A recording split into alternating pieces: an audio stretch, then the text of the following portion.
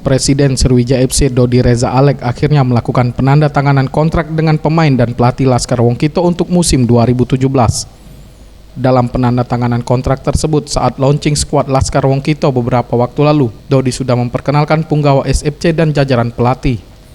Dalam kesempatan tersebut, Presiden klub memberikan kabar gembira bila bonus kemenangan ataupun imbang dalam pertandingan akan ditingkatkan.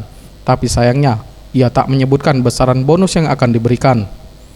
Dengan ditandatangani kontrak ini diharapkan menjadi penyemangat para pemain dalam mengarungi kompetisi Liga 1 Indonesia dan dapat meraih gelar juara bersama tim Sriwijaya FC.